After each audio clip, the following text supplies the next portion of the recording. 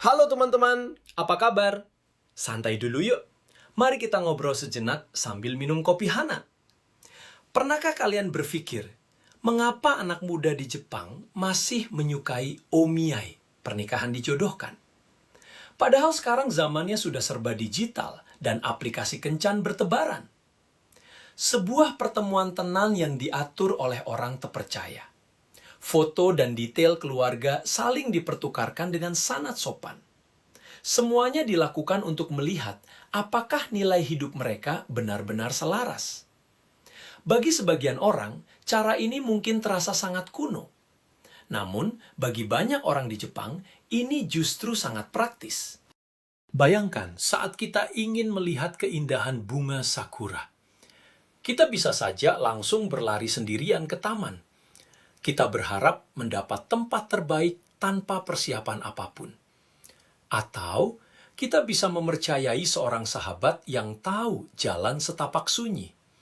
Sahabat yang tahu di mana tempat teduh dengan pemandangan terindah. Di dunia yang serba cepat dan seringkali terasa sepi ini, bukankah keputusan terbesar dalam hidup, seperti hubungan, karir, dan masa depan, akan jauh lebih baik jika ada bimbingan yang tulus daripada kita berjalan sendirian? Dulu sekali, pernikahan di Jepang sangat berpusat pada keluarga atau ie. Kepala keluarga yang menentukan pasangan demi kelangsungan masa depan bersama. Namun sekarang, semuanya sudah berubah menjadi lebih berpusat pada individu. Keinginan dari calon pengantin sangat dihormati. Menariknya, masyarakat modern saat ini justru mencampurkan cinta romantis dengan kesepakatan keluarga. Mereka mencari getaran hati sekaligus kestabilan hidup yang nyata. Banyak anak muda sekarang merasa sangat lelah memilih sendirian. Apalagi di tengah tuntutan masyarakat yang bertekanan tinggi. Jam kerja sangat panjang, lingkaran sosial juga semakin hari semakin menyusut. Rasanya sulit sekali mencari orang yang tepat. Nah, disinilah kekuatan omiai itu terasa. Kita membiarkan seseorang yang mengenal kedua belah pihak membuat sebuah perkenalan.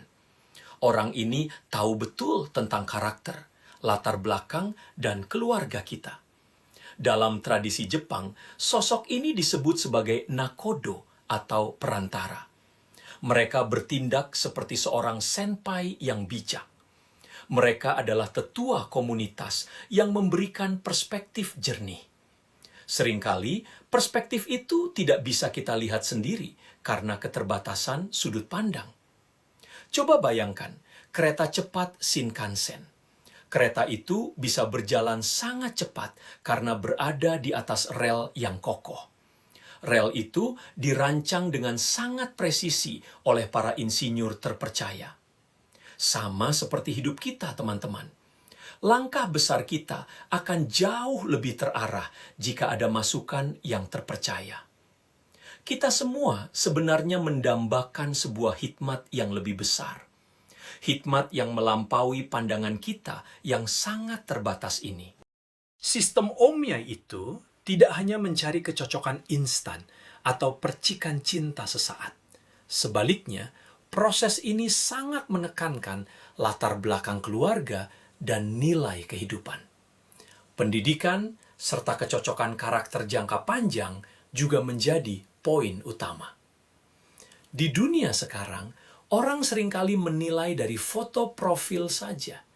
Geser kanan, geser kiri, semuanya terasa sangat cepat dan dangkal. Namun, omiai mengajak kita untuk menanyakan hal-hal yang jauh lebih dalam. Apakah tujuan hidup kita benar-benar selaras? Bisakah kita membangun keharmonisan atau WA bersama-sama di masa depan? Sebelum pertemuan pertama, ada dokumen tertulis bernama Tsuriso yang dipertukarkan. Dokumen ini berisi profil mendalam dari calon pasangan. Setelah itu, barulah diadakan pertemuan berkala yang santai namun terarah. Ini mirip seperti saat kita memilih kayu untuk membangun rumah tradisional Jepang. kita pasti memeriksa serat kayunya, kekuatannya, dan ketahanannya. Kita tidak hanya melihat seberapa mengilat polesan luarnya saja, kan? Langkah ini memberikan perlindungan dari rasa penyesalan di kemudian hari. Ada harapan besar untuk membangun hubungan yang sanggup bertahan melewati badai ekonomi. Hubungan yang tetap kokoh dalam rutinitas kehidupan sehari-hari. Satu hal yang menarik, Omiyai seringkali menuntun kita pada pertumbuhan cinta yang bertahap. Ini sangat berbeda dengan hubungan romantis yang menggebu-gebu di awal. Hubungan romantis seringkali berakhir dengan kekecewaan ketika percikan itu padam.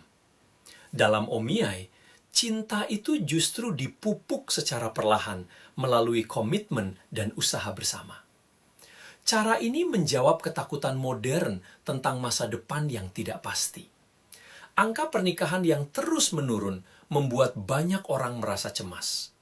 Melalui proses pertunangan tradisional seperti Yuino, keluarga juga ikut terlibat aktif. Keterlibatan keluarga ini akhirnya membentuk sebuah jaringan pendukung yang sangat kuat. Proses ini sangat mirip dengan seni merawat tanaman bonsai yang indah. Bonsai membutuhkan perhatian yang sangat sabar dan konsisten. Pemangkasan dan perawatan yang dilakukan dari waktu ke waktu akan menciptakan keindahan yang tangguh. Sikap pantang menyerah atau gambaru yang dipadukan dengan fondasi realistis. Fondasi ini terbukti menghasilkan sesuatu yang jauh lebih kuat daripada sekedar perasaan yang mudah berubah. Tentu saja, kita tidak bisa hidup hanya dengan aturan tradisi yang kaku. Namun, kebebasan mutlak tanpa arah juga seringkali membuat kita tersesat. Jalan terbaik adalah menghormati perasaan pribadi sekaligus menghargai hikmat bersama. Saat ini, perkembangan Omiyai modern sangat luar biasa. Bahkan ada sistem pencocokan berbasis kecerdasan buatan atau AI. Pemerintah daerah pun ikut menyelenggarakan program perjodohan ini. Hal ini menunjukkan bahwa nilai-nilai inti tradisi tetap bisa beradaptasi dengan teknologi. Ini adalah perpaduan indah antara Renai atau pernikahan cinta dengan Omiyai. Kehidupan ini layaknya sebuah taman yang dirawat dengan sangat baik. Bunga-bunga individu dapat tumbuh mekar dengan sangat indah. Keindahan itu tercipta karena mereka berada di dalam lanskap yang dijaga bersama. Jadi, sangat wajar jika kita menginginkan getaran cinta sekaligus kestabilan hidup. Kita tidak perlu mengorbankan salah satunya. Kita tahu bahwa Jepang sedang menghadapi tantangan demografi yang cukup berat. Banyak orang menunda pernikahan, dan angka kelahiran pun terus menurun. Di balik data statistik itu, ada rasa kesepian yang mendalam yang dirasakan banyak orang. Namun, kehadiran kembali sistem Omiyai mengingatkan kita akan satu hal penting. Komunitas yang penuh perhatian selalu bisa membuka jalan baru. Bahkan di saat kesempatan alami untuk bertemu orang baru terasa sangat sulit didapatkan. Inovasi teknologi yang bertemu dengan tradisi tulus telah menghidupkan kembali harapan itu. Ini adalah bukti bahwa kita selalu mencari makna dan koneksi yang sejati. Ada keyakinan lembut bahwa jalan yang baik itu selalu disediakan bagi kita. Minggu ini, mari kita luangkan waktu sejenak untuk merenung. Adakah satu area dalam hidup kita yang membutuhkan masukan terpercaya? Mungkin ini saatnya mengobrol santai dengan keluarga atau mentor kita.